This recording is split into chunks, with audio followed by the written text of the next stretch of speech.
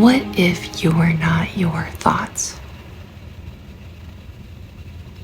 Not the anxiety, not the random memories, not even the anger. What if those are just things your mind produces?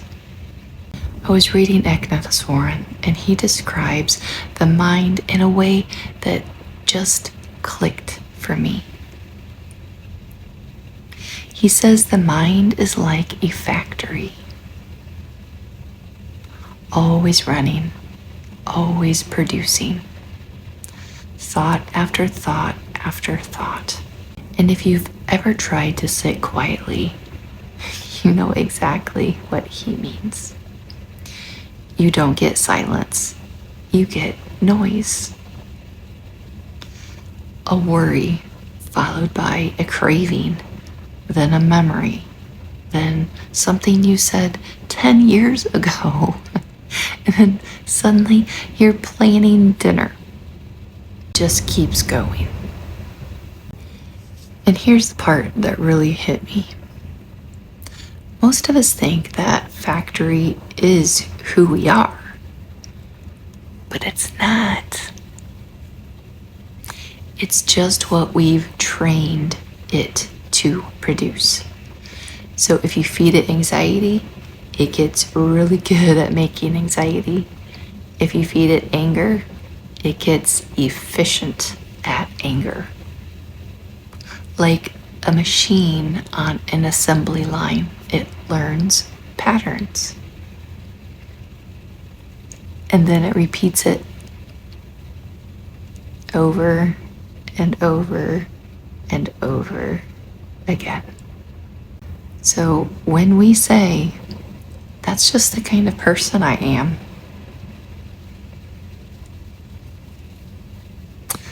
what we might actually be saying is, that's the kind of thoughts my mind has practiced. That's a very different thing. Because one feels permanent and the other can change. There's a line in the Dhammapada that says, all that we are is the result of what we have thought. That can sound heavy at first, but it's also incredibly hopeful because it means we are not stuck.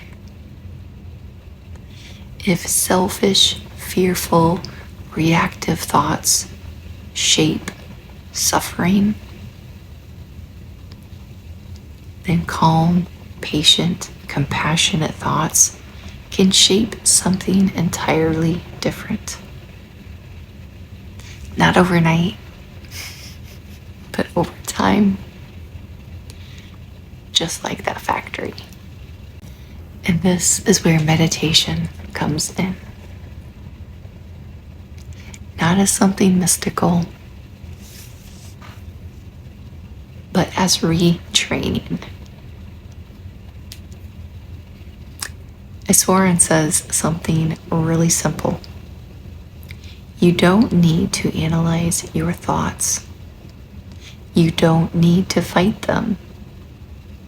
You don't even need to understand them. You just bring your attention back again and again. One word, one breath, one point of focus. And when your mind wanders, which it will, you gently bring it back again. That's it. That's the work. And I practice it, and I have when I learned to meditate. And it's not easy. He even says the whole factory will rebel. And it will. Your mind will throw everything at you to distractions, to-do lists, old emotions. But that doesn't mean you're failing. It means you're seeing the machine clearly. So maybe today, instead of judging your thoughts, just notice them. Watch what your mind produces without assuming it's you. Because you're not the factory. I'm not the factory. You're the one learning how to guide it. Maybe peace isn't about stopping the mind. Maybe it's about changing what it's been trained to create. Until next time, stay kind.